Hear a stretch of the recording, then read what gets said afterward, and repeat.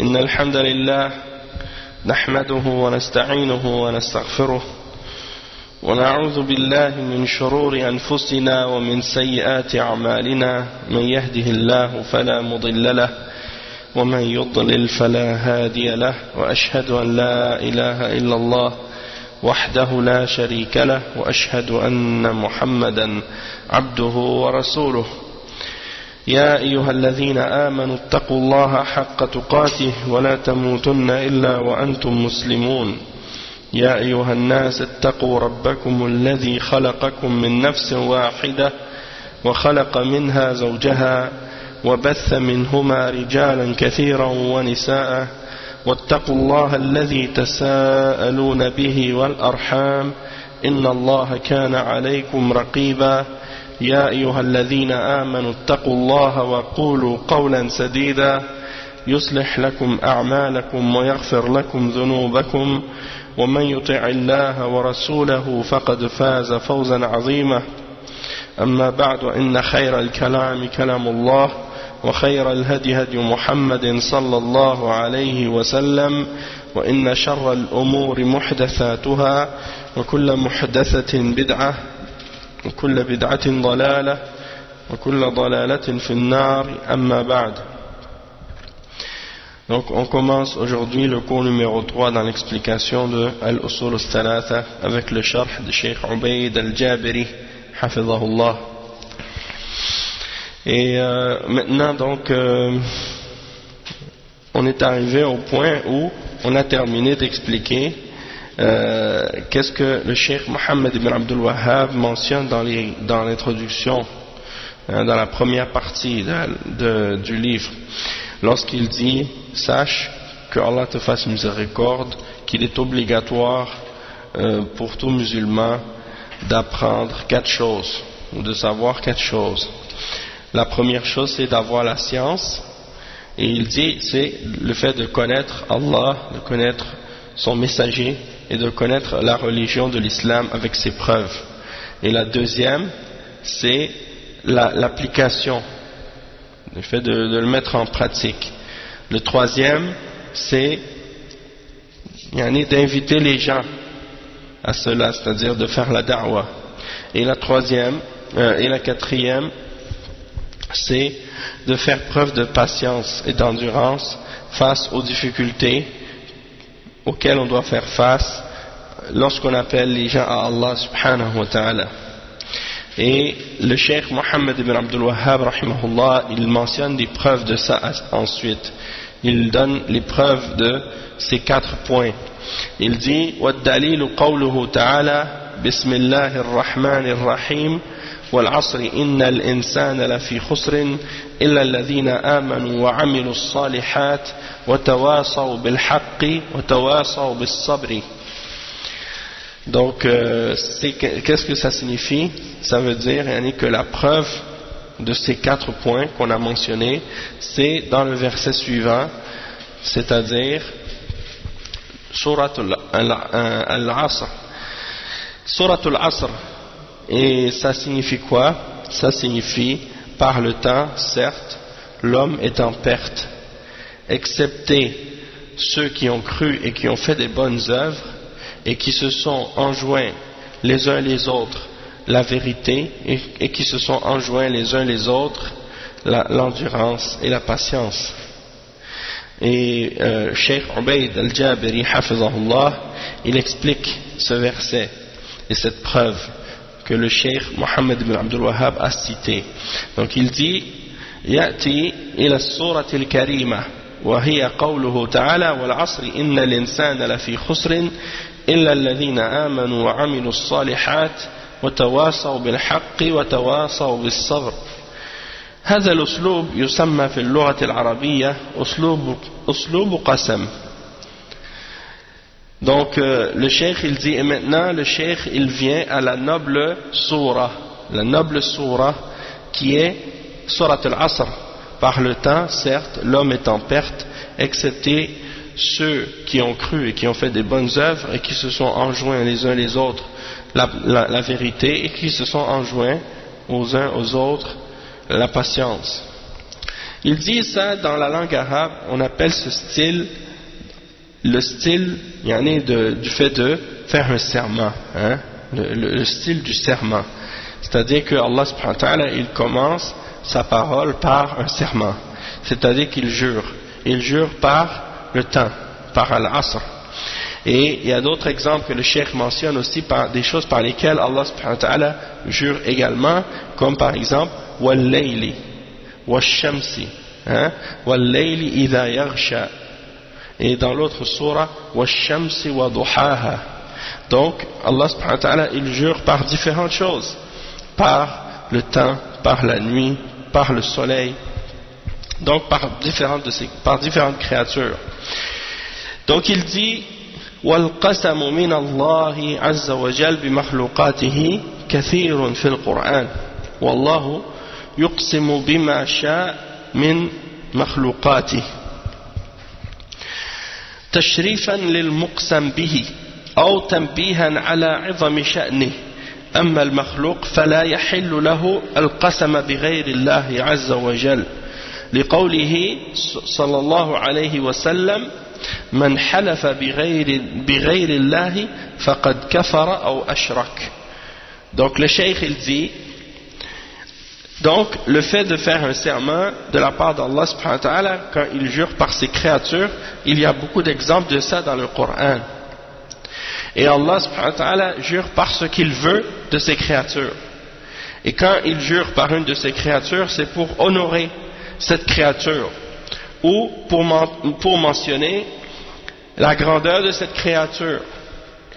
En ce qui concerne les créatures elles-mêmes, elles n'ont pas le droit de jurer par autre chose que Allah, c'est-à-dire les êtres humains, hein, on n'a pas le droit de jurer par autre chose que par le Créateur. Mais le Créateur peut jurer par ce qu'il veut de ses créatures, tandis que la créature ne peut jurer que par le Créateur. Donc il dit ici, c'est basé, et la preuve de ça, c'est basé sur une parole du prophète sallallahu alayhi wa sallam, dans laquelle il dit: celui qui jure par autre que Allah, il a commis un kufr ou un shirk, hein, faqad kafara ou ashrak, il a commis un kufr ou il a commis un shirk. وحروف القسم ثلاثة وهي الواو والتاء والباء والباء يجب اقترانها بالفعل متقدما عليها أو متأخرا عنها أقسم بالله أو بالله أقسم أقسم بالله أو بالله أقسم أحلف بالله أو بالله أحلف أما الواو والتاء فإنه لا يشترط لها ذلك تالله هذا ورد في القرآن كثيرا في القرآن كثير والمقسم به في هذه السورة الكريمة ما هو العصر. Donc le cheikh il dit les lettres en arabe par lesquelles on jure, il y en a trois: le waw, le ta et le ba. Donc on dit par exemple uqsimu billahi, ou bien on peut dire wallahi, wa tallahi, wa billahi. Ces trois lettres par lesquelles on peut jurer. Et il dit que les lettres qu'on utilise, qu'on mentionne lorsqu'on veut jurer, il est obligatoire qu'elles soient reliées avec le verbe en avant ou en arrière du verbe. Donc par exemple tu vas dire je jure par Allah, ou bien par Allah je jure, ou bien tu vas dire je fais un serment par Allah, ou bien par Allah je fais un serment, ou ainsi de suite. Tandis que al-wa ou ta, c'est pas une condition que ce soit comme ça. Mais quand tu l'utilises avec le ba, il faut que ce soit relié avec le verbe. Uqsimu billahi ou billahi uqsim. Tandis que quand tu dis wallahi ou bien tallahi, c'est pas obligé de mettre le verbe devant ou après. Et le cheikh il dit par exemple, il dit qu'il y a de ces formules qui sont mentionnées dans le Coran. Tallahi, c'est mentionné dans le Coran. Et donc il dit que dans cette sourate, Allah subhanahu wa ta'ala, il jure par quelque chose, et cette chose c'est quoi? C'est le temps, al-asr. Donc le cheikh il dit وما العصر الذي أقسم الله به هنا هل هو الوقت المعروف من نهاية وقت الظهر حتى المغرب أو هو الدهر كله أو هو الدهر كله يجوز هذا ويجوز هذا بل بكل القولين أو بكل من القولين قاله طائفة من أهل العلم. Donc le cheikh il pose la question, il dit le temps, al-asr, que Allah, par lequel Allah a juré dans cette sourate, est-ce que c'est le temps de la prière qui est connu après le Zohar et avant le Maghrib, Salat al-Asr, ou est-ce que c'est le temps de façon générale, tout le temps, le temps de l'univers. Et le cheikh il dit c'est possible que ce soit qu'on dise la première, que ce soit Salat al-Asr, ou que ce soit le temps de façon générale, parce que chacune de ces deux positions-là ou de ces interprétations-là ont été mentionnées par un groupe d'entre les savants. Donc on peut dire un ou l'autre. Ensuite le cheikh il dit فَلْنَنْظُرْ مَا سِرُّ الْقَسَمِ وَالْعِلْمُ عِنْدَ اللَّهِ فإن كان العصر ها هنا هو الوقت المعروف فإن فيه صلاة العصر. Donc est-ce qu'on parle du temps dans lequel on prie de Salat al-Asr? Il dit donc on va essayer de découvrir donc c'est quoi le secret de ce serment que Allah a fait, et c'est Allah subhanahu wa ta'ala qui détient la science à ce sujet. Sauf que si ici on dit que le temps, l'Asr c'est le temps spécifique de la prière, le temps qui commence après le Zohar et avant le Maghrib, donc ça, dans ce temps-là il y a la Salat, il y a la Salat al-Asr وهي أحد البردين وهي الصلاة الوسطى والحلف بعد صلاة العصر خطير. يشير الشيخ حفظه الله إلى ما أخرجه البخاري يعني في كتاب المساقاة باب من رأى أن صاحب الحوض والقرب أحق بماله، ومسلم في كتاب الإيمان باب بيان غلط تحريم إسبال الإزار والمن بالعطية وتنفيق السلعة بالحلف، من حديث أبي هريرة عن النبي صلى الله عليه وسلم أنه قال ثلاثة لا يكلمهم الله يوم القيامة ولا ينظر إليهم، وذكر منهم رجل حلف على يمين كاذبة بعد العصر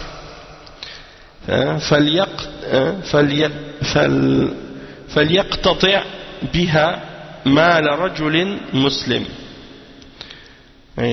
Donc le cheikh il dit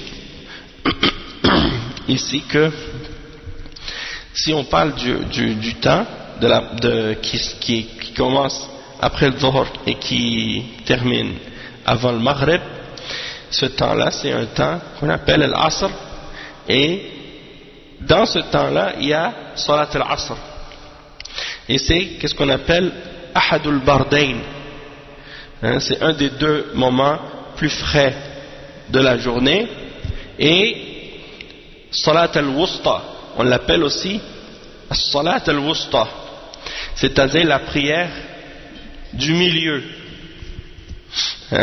Allah subhanahu wa ta'ala dit dans le Coran Hafizu ala salawati wa salat al-Wusta. Donc Salat al-Wusta c'est Salat al-Asr, et il dit wal halfu ba'da Salat al-Asr khatir wa azim. Donc il dit c'est très grave de jurer après Salat al-Asr. Et qu'est-ce qu'il veut dire le cheikh en disant ça? Il dit que c'est très dangereux. Pourquoi? Parce qu'il y a un hadith dans lequel le prophète sallallahu alayhi wa sallam a dit, ce hadith est rapporté par Al-Bukhari et Muslim, Et il dit qu'il y a 3 types de personnes auxquelles Allah subhanahu wa ta'ala ne va pas parler au jour de la résurrection, ni ne va les regarder, jusqu'à ce qu'il mentionne parmi ces 3 catégories, la personne qui jure, qui fait un serment mensonger après Salat al-Asr pour obtenir un bien d'un homme musulman.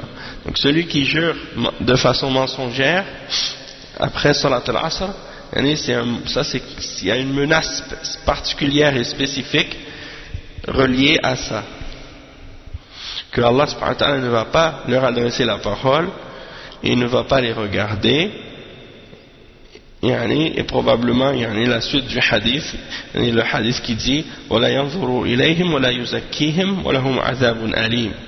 Il ne va pas les purifier et ils auront un châtiment douloureux. Une des 3 catégories des personnes qui sont mentionnées dans ce hadith, c'est la personne qui jure de façon mensongère après Salat al-Asr. Donc le fait que le prophète sallallahu alayhi wa sallam ait spécifié que c'est grave de jurer dans ce moment-là, surtout que jurer de façon mensongère, c'est toujours interdit, et c'est toujours grave, peu importe le moment de la journée, mais dans ce moment-là, en particulier, c'est encore plus grave. Ça veut dire que cette période de la journée, ou ce moment de la journée, c'est un moment qui est plus noble, et plus honorable que les autres moments de la journée. Et donc il dit فهو أشرف الأوقات وصلاة العصر قد جاء الحث عليها ببيان فضلها والتحذير من تركها أو تفويتها. Et il dit que également la prière de Asr, il y a des hadiths qui mentionnent et qui incitent l'importance de cette salat et le mérite d'y rester fidèle, de la faire et de respecter son temps, et de l'avertissement contre le fait de l'abandonner ou de la délaisser ou de la laisser passer sans la faire. Et ça c'est très grave. Cheikh il dit aussi ensuite فمن الأول عن جرير ابن عبد الله البجلي رضي الله عنه قال كنا عند رسول الله صلى الله عليه وسلم ننظر إلى القمر ليلة بدر فقال إنكم سترون ربكم كما ترون القمر ليلة البدر فإن استطعتم أن لا تغلبوا على صلاة قبل طلوع الشمس وصلاة قبل غروبها فافعلوا والشاهد منه صلاة قبل غروبها أي غروب الشمس وهي صلاة العصر. Donc le cheikh il dit parmi les premières choses qui indiquent le mérite de Salat al-Asr, il mentionne le hadith rapporté selon Jarir ibn Abdullah al-Bajali radiyallahu anhu, dans lequel il dit nous étions avec le messager d'Allah sallallahu alayhi wa sallam, et on regardait la nuit, et c'était un jour de pleine lune, ou bien plutôt une nuit de pleine lune, et le messager sallallahu alayhi wa sallam a dit: vous allez certes voir votre Seigneur comme on voit la lune dans une nuit de pleine lune. Et il dit donc, si vous êtes capable de ne pas vous faire dépasser, ou de ne pas faire en sorte de manquer une prière avant le lever du soleil et avant le coucher du soleil, alors faites-le. C'est-à-dire, si vous êtes capable de jamais manquer ces 2 prières-là, alors faites-le. Et qu'est-ce qu'on veut dire par une prière avant le coucher du soleil? C'est Salatul Asr. Et prière avant le lever du soleil, c'est Salatul Fajr. Donc c'est 2 temps particuliers et 2 prières très importantes. نعم فهذا الحديث يدل على أمرين الأول إثبات رؤية المؤمنين ربهم يوم القيامة والثاني فضل صلاة الصبح والعصر ومن ذلكم donc le cheikh il dit ce hadith indique deux choses il prouve deux choses. La première chose c'est que les croyants vont voir leur Seigneur au jour de la résurrection avec leurs yeux. Ça c'est la première chose qui est indiquée par ce hadith authentique. Deuxième chose, la mention du mérite de la prière de l'aube et de la prière de Asr, prière de l'après-midi. Le cheikh il dit ensuite ومن ذلكم ما جاء في الحديث الصحيح أنه لما شغل المشركون النبي صلى الله عليه وسلم عن صلاة العصر يوم الخندق قال شغلونا عن الصلاة الوسطى صلاة العصر شغلونا عن صلاة الوسطى صلاة العصر. Donc il dit une fois le prophète sallallahu alayhi wa sallam il a dit dans un hadith lorsque les mouchriquines l'avaient occupé durant la période du Khandaq, Yom al-Khandaq, c'est-à-dire quand il y avait la bataille des tranchées, al-Khandaq, et les mouchrikoun ont occupé le prophète sallallahu alayhi wa sallam jusqu'à ce que Salat al-Asr sorte de son temps. Alors le prophète sallallahu alayhi wa sallam a dit ils nous ont occupés au point de nous faire manquer la Salat al-Wusta, Salat al-Asr. Donc il a appelé Salat al-Asr, il l'a appelé Salat al-Wusta. Et ça c'est rapporté par l'imam Muslim selon Ali ibn Abi Talib radiyallahu anhu. Il dit ومن الثاني وهو التحذير من تركها أو تفويتها قوله صلى الله عليه وسلم من ترك صلاة العصر فقد حبط عمله. Donc un autre hadith également dans lequel le prophète sallallahu alayhi wa sallam a averti de délaisser ou d'abandonner ou de manquer la salat al-asr, et il a dit, et c'est un hadith qui est rapporté par Al-Bukhari selon Ibn Umar, il a dit celui qui délaisse ou qui manque salat al-asr, alors sa prière, alors ses œuvres sont vaines, Le cheikh a dit ensuite وحذر صلى الله عليه وسلم من التهاون فيها حتى يفوت وقتها من فاتته صلاة العصر فكأنما وتر أهله وماله. Donc le cheikh il mentionne un hadith du prophète sallallahu alayhi wa sallam qui est rapporté par l'imam Ahmad selon Ibn Umar, qui a été authentifié. Le hadith a été authentifié par Cheikh Al-Albani dans As-Sahih Al-Jami'. Il dit celui qui a manqué Salat al-Asr, c'est comme s'il avait perdu sa famille et ses biens. Non, celui qui a manqué Salat al-Asr, qui l'a fait sortir de son temps sans excuse, eh bien c'est comme s'il avait perdu sa famille et ses biens. Subhanallah. Ensuite, le cheikh il dit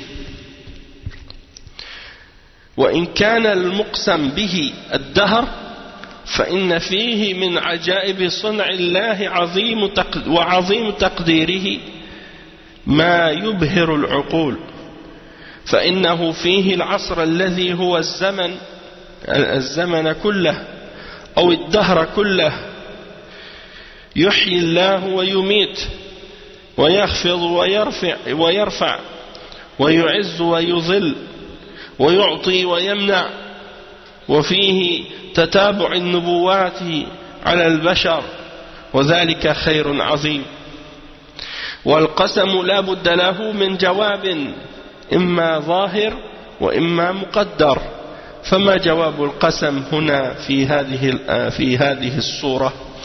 Donc le cheikh il dit Premièrement, c'est possible également que la chose par laquelle Allah subhanahu wa ta'ala jure soit le temps, de façon générale, et non seulement le moment de la journée qu'on appelle l'Asr.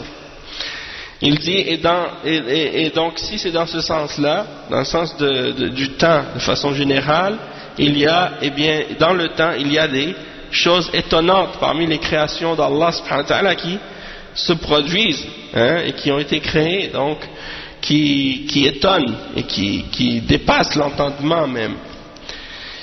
Et donc, par exemple, il y en a dans le temps qui est le temps de façon générale, tout ce qui est il y en a dans le temps de qu'est-ce qui se passe dans l'univers. Eh bien, dans ce temps-là, Allah subhanahu wa ta'ala fait vivre et fait mourir, élève et fait descendre. Il élève des hommes et il en fait descendre d'autres.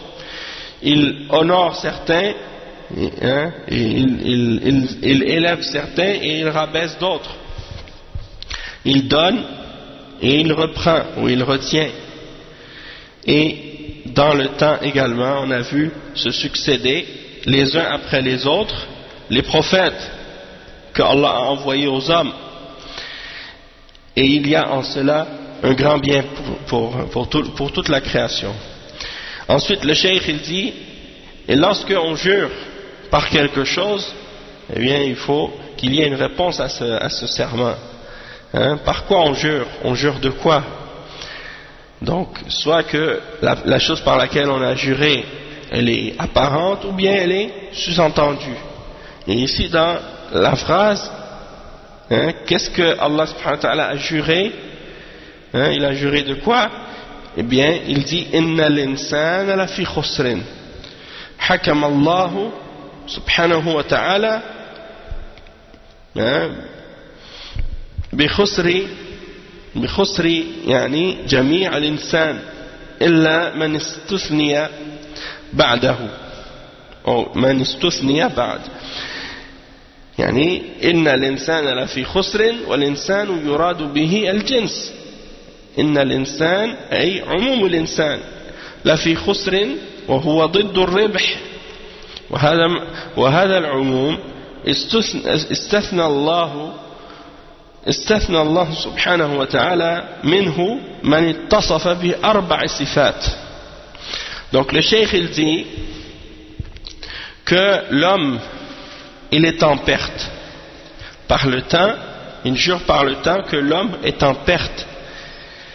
Et il dit, quand on dit que l'homme est en perte, eh bien on parle de tous les hommes, de tous les hommes, excepté ceux qui ont été mentionnés dans l'exception qui suit. C'est-à-dire que l'homme est certes en perte, on parle de l'humanité, donc tous les hommes, tous les êtres humains, les hommes et les femmes, tout le monde sont en perte, sont dans la perdition, excepté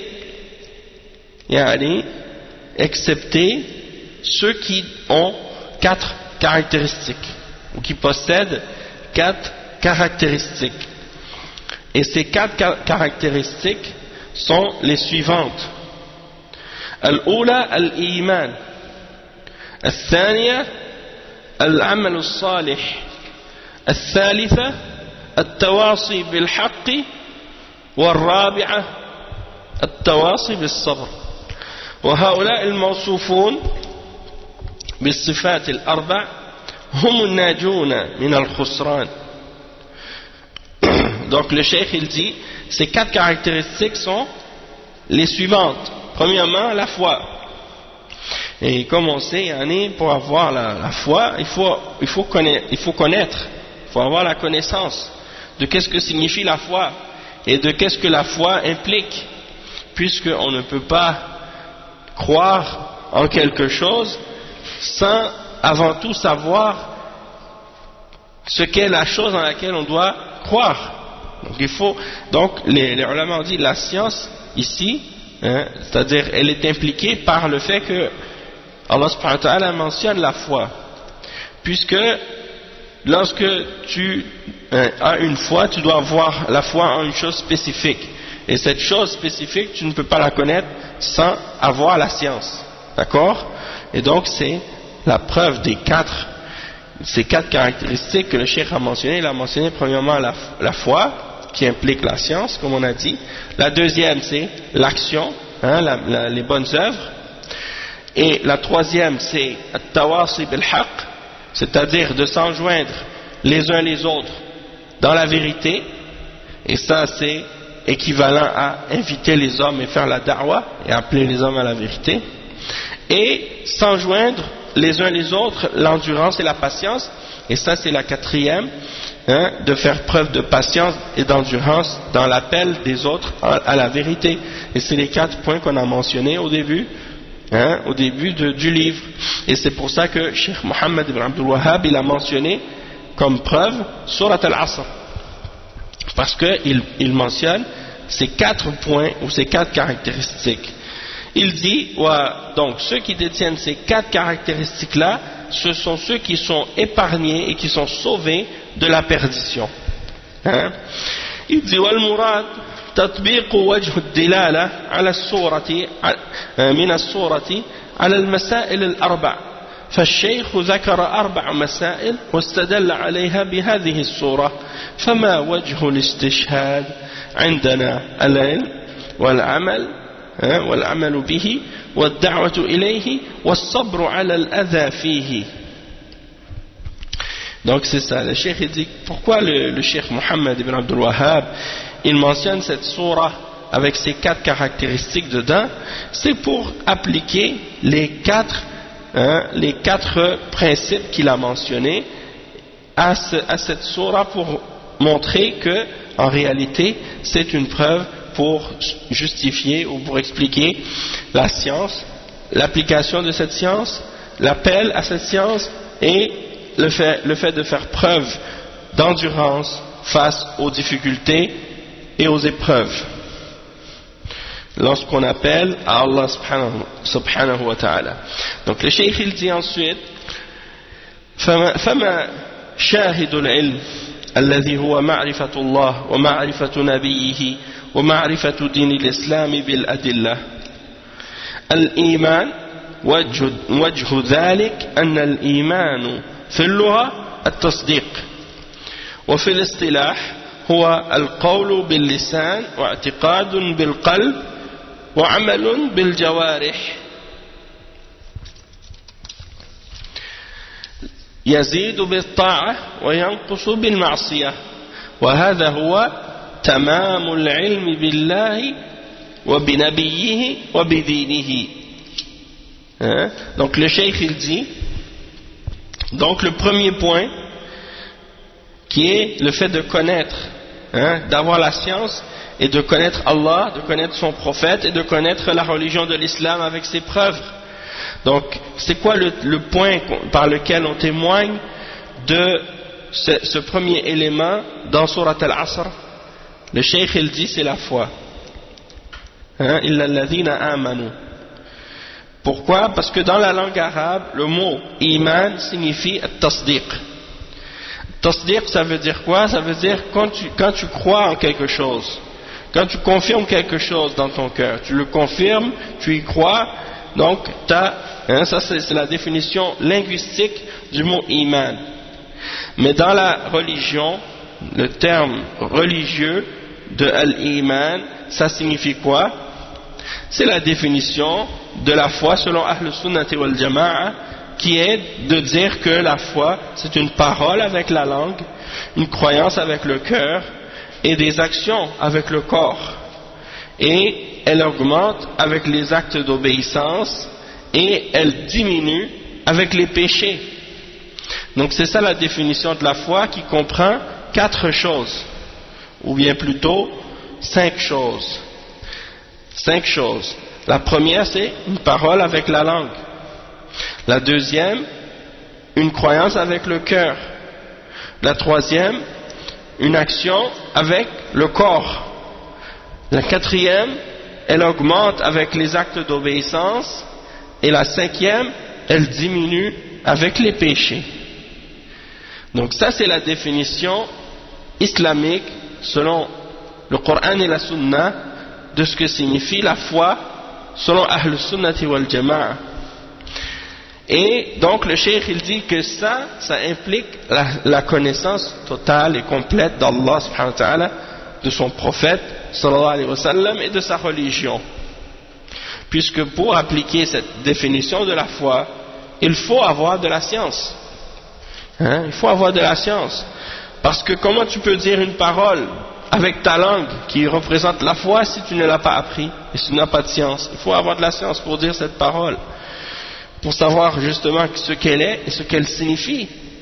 Quand tu dis la ilaha illallah, Muhammad Rasulullah avec ta langue, il faut avoir la connaissance de ce que cette parole signifie, sinon ça n'aura aucune valeur. Si tu dis la parole, mais tu ne sais pas ce que ça signifie, donc tu n'as pas de science, ça veut dire donc ta parole n'a aucune valeur. De même que al-i'tiqadu bil qalb, c'est-à-dire la croyance avec le cœur. Et pour avoir une croyance avec le cœur, il faut de la science. Sinon tu vas croire en n'importe quoi. Tu vas croire à la vérité comme tu vas croire à qu'est-ce qui est faux, parce que tu n'as pas de science pour distinguer entre la différence de ce qui est vrai et de ce qui est faux. Donc tu vas prendre tout et tu vas mélanger le vrai et le faux. Donc il faut de la science pour avoir la croyance du cœur. Troisièmement, وَعَمَلٌ بِالْجَوَارِحِ, tu dois faire des actions avec le corps, ça fait partie de la foi aussi. C'est pour ça qu'on dit que la foi elle augmente et elle diminue, parce que tes actions augmentent et tes actions diminuent. Et de même que des fois tu fais des péchés, ça fait diminuer ta foi. Donc, qu'est-ce que ça veut dire? Ça veut dire que ces actions que tu fais avec ton corps, il faut que tu aies de la science pour les faire, pour la faire cette action-là. Pourquoi?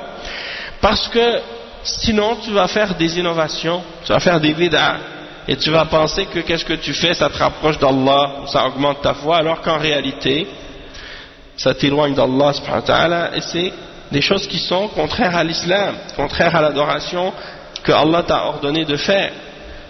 Donc tout ça c'est des exemples qui prouvent que la science, pour avoir une foi réelle et correcte, il faut avoir de la science, il faut avoir de la connaissance des principes de la religion et des principes de la foi. Le cheikh il dit ensuite Al-mas'alatu al-thaniya al-amal wa daliluha wa amilu as-salihat. Donc ça c'est le deuxième point. Le deuxième point c'est la pratique, le fait de mettre en action et de faire les bonnes œuvres, puisque dans le verset Allah subhanahu wa ta'ala dit wal asri innal insana lafi khusrin illa alladhina amanu. Donc al-iman, on a vu le premier chose c'est que ça implique la science, wa amilu as-salihat, et qui font les bonnes œuvres. Maintenant le cheikh il dit wa dabitul amal as-salih ma tawaffara fihi al-ikhlasu lillah والمتابعة لرسول الله صلى الله عليه وسلم فبان بهذا أنه ليس كل عمل صالحا ليس كل عمل صالحا. نعم. Donc qu'est-ce que le cheikh il dit ici? Il dit que les bonnes œuvres, mais c'est quoi une bonne œuvre? C'est quoi une bonne œuvre? Donc quand tu dis par exemple, Allah il t'ordonne de faire des bonnes œuvres, il faut pour faire des bonnes œuvres savoir qu'est-ce que c'est. Maintenant, une fois que tu le sais, il faut connaître c'est quoi les conditions pour que ces œuvres soient bonnes. Et le cheikh il dit premièrement, pour que ton œuvre soit vraiment une œuvre qui est qualifiée de salih, qui est bonne, il faut qu'elle respecte premièrement al-ikhlas lillah. Donc il faut qu'elle soit faite avec pureté dans ton intention, pour qu'elle soit faite uniquement pour Allah seul et rien d'autre que Allah subhanahu wa ta'ala. Et également cette œuvre, pour qu'elle soit valable, pour qu'elle soit bonne, il faut qu'elle soit en accord avec le suivi de l'exemple du prophète Muhammad sallallahu alayhi wa sallam. Si ton œuvre elle n'est pas faite avec sincérité uniquement pour Allah et qu'elle ne suit pas l'exemple du prophète Mohammed sallallahu alayhi wa sallam, alors dans ce cas ton œuvre n'est pas salih, même si tu prétends qu'elle est salih. Donc ça c'est un point aussi qui est très important. Et ensuite le cheikh il dit wal mas'alatu thalitha ma shahiduha yani al mas'alatu thalitha c'était quoi? C'était ad-da'watu ilayh. Ad-da'watu ilayh, ça veut dire le fait d'inviter et d'appeler à l'islam, d'appeler à la science de cette religion, d'appeler à la connaissance de cet islam et à l'application de cet islam. Donc c'est ça le point numéro 3. Et c'est quoi les preuves dans Surat Al-Asr qui justifient ou qui supportent que on doit appeler à Allah subhanahu wa ta'ala les autres? Eh bien le point qui est mentionné ici c'est وَتَوَاصَوْا بِالْحَقِّ. وَتَوَاصَوْا بِالْحَقِّ. التواصي, qu'est-ce que ça veut dire? Ça veut dire c'est quand on s'enjoint à faire quelque chose, c'est comme si on se donne une wasiyya, chacun, les uns les autres. On se donne les uns les autres une wasiyya, natawasa. Ça vient de al-mufa'ala, le fait qu'on fait quelque chose mais on se le fait mutuellement, on se le fait les uns les autres, ok? Al-munasaha, c'est on se donne les uns les autres. Al-nasiha, al-tawasi, c'est la même chose. Al-tawasi, c'est comme si tu me donnes un conseil, tu m'enjoins de faire quelque chose, tu m'encourages à faire quelque chose, tu m'incites à faire quelque chose de bien, et c'est le fait de suivre la vérité et de rester sur la vérité. Donc tu me dis, reste sur la vérité, suis la vérité, accroche-toi à la vérité, accroche-toi au Coran, accroche-toi à la Sunna, écarte-toi des bid'ah, reste loin des innovations, étudie le tawhid, applique le tawhid, appelle les gens au tawhid. Tout ça c'est des exemples de bonnes injonctions que tu donnes à des gens, des bons conseils, des choses que tu enjoins à quelqu'un, tu lui donnes des conseils de s'accrocher à la vérité. Et lui, il fait la même chose avec toi.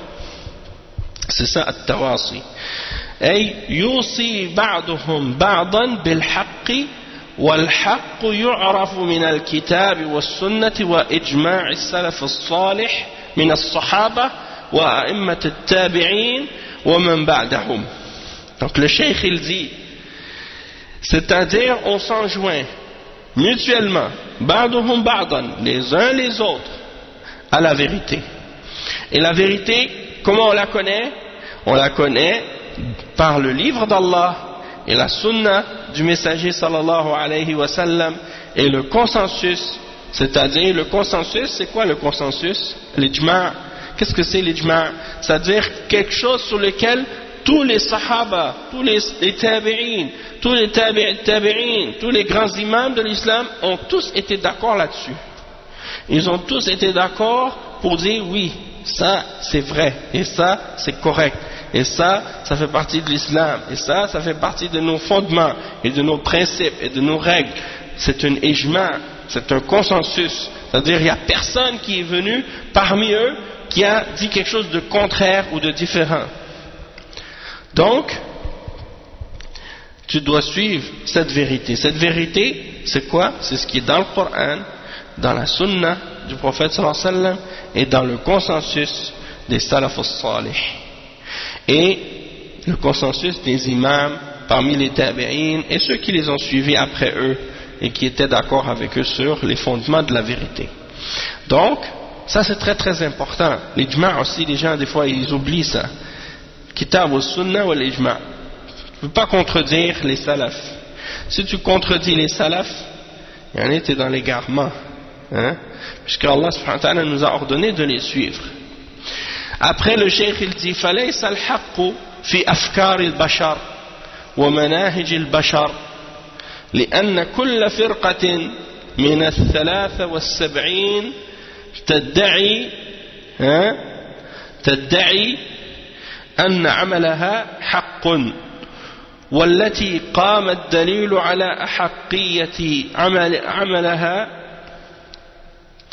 فرقة واحدة فقط أما 72 فرقة فعملها باطل وإن كان يوجد عندها شيء من الحق فما من فرقة من 72 فرقة إلا وعملها فيه شيء لكن الفرقة الناجية والطائفة المنصورة عملها كله حق وأما بقية الفرق فكأنها ضالة مضلة. Donc le cheikh, qu'est-ce qu'il explique ici? Un point, ça c'est très important, qu'est-ce qu'il explique le cheikh ici? Il dit, la vérité, c'est pas dans les idées des hommes. La vérité, c'est pas dans les méthodologies que les hommes ont inventées ou fabriquées. Non. La vérité, c'est en réalité, comme on a dit, dans le Coran, dans la Sunna et dans le consensus des Salaf al-Salih, parmi les Sahaba, les Tabi'in et ceux qui les ont suivis. Et donc la vérité, c'est pas dans les idées des hommes, c'est pas dans les pensées des hommes, c'est pas dans les systèmes des hommes, c'est pas dans les dans les choses que les êtres humains ont inventées. Le cheikh il dit, et qu'est-ce qui a été établi par la preuve, c'est qu'il y a une seule secte qui est sur la vérité, tandis que 72 autres sectes, leurs œuvres sont batil, c'est-à-dire leurs œuvres sont fausses, ne sont pas bonnes. Il dit, c'est possible qu'ils aient une partie de la vérité, ou quelque chose de la vérité. Ces 72 sectes d'égarement, c'est possible qu'elles aient quelque chose de la vérité. Mais, le groupe qui est sauvé parmi les 72 sectes, ou parmi les 73 sectes, c'est seulement ce groupe-là, ou cette secte-là, qui est sauvé et qui sera victorieuse. Parce que tout ce qu'elle a comme œuvre et comme action est vrai. Tandis que le reste des sectes, elles sont des sectes qui sont dans l'égarement et qui égarent les autres. Il dit وكما أخبر النبي صلى الله عليه وسلم في حديث افتراق الأمم قال وستفترق أمتي على 73 فرقة كلها في النار إلا واحدة قالوا من هي يا رسول الله قال الجماعة هذه الرواية الصحيحة هذه الجماعة ناجية منصورة وأما 72 فرقة فهي خاسرة. وهذه المسألة الثالثة التواصي بالحق والحق كما قلنا ما قام الدليل عليه من كتاب أو سنة أو إجماع من سلف الأمة. Donc le cheikh il dit que le prophète sallallahu alayhi wa sallam nous a informé que cette umma va se diviser en 73 sectes et qu'elles seront toutes en enfer excepté une seule, et c'est celle, quand les sahaba ont posé la question, c'est laquelle, ô messager d'Allah? Il a dit, c'est la jama'a. La jama'a. Et les gens, des fois, ils pensent que la jama'a, c'est le groupe, dans le sens, quand on dit le groupe, que c'est un grand nombre de personnes. Mais, alhamdulillah, Abdullah ibn Mas'ud, il a expliqué la parole. Et il a dit, al-jama'a, c'est pas le nombre de personnes. Al-jama'a, c'est la vérité. Al-jama'a, c'est d'être sur la vérité. Même si tu es tout seul, c'est toi le jama'a. Si c'est toi qui es tout seul sur le haqq, c'est toi la jama'a, même si tu es juste une seule personne. Donc c'est pas une question d'être un groupe. La jama'a, ça veut dire d'être sur le haqq. Et le haqq, comme le cheikh il l'a expliqué, c'est quoi le haqq? C'est de suivre le Coran, de suivre la sunna et le consensus des salafs de la Ummah. Si tu suis ça, tu es sur al-haq, hein? Tu es sur al-haq. Et dans une autre narration aussi, parce que le cheikh dit ça, c'est la narration authentique, et il y a une autre narration aussi qui dit Man kana ala mithli ma ana alayhi al-yawm wa ashabi, c'est-à-dire celle qui suit ce que je suis moi-même aujourd'hui, ainsi que mes compagnons. Et donc, c'est ça le fait de s'enjoindre à la vérité. C'est le fait d'appeler à l'islam, de faire la da'wah. Et il reste un dernier point, et on va s'arrêter après ça. Et ce dernier point, c'est quoi? C'est le point numéro 4 qui a rapport avec as-sabr. Mais ce point-là, je pense que le mieux ce serait de le laisser pour l'expliquer au prochain cours, Inch'Allah, puisque c'est un sujet qui est assez important et il y a assez de choses à élaborer, hein? Donc on n'aura pas beaucoup de temps, donc si on ne s'arrête pas maintenant, on ne pourra pas l'expliquer au complet. Donc c'est mieux de s'arrêter maintenant, puis on continuera la semaine prochaine, Inch'Allah, par rapport à ce sujet. Donc on s'arrête pour aujourd'hui à ce point qui est le 4e point parmi les 4e points qui sont mentionnés dans Surat Al-Asr. Donc subhanakallahumma bihamdik ashhadu an la ilaha illa ant astaghfiruka wa atubu ilayh wa sallallahu wa sallam ala nabiyyina Muhammad wa ala alihi wa sahbihi wa sallama tasliman kathira. Wassalamu alaykum wa rahmatullahi wa barakatuh.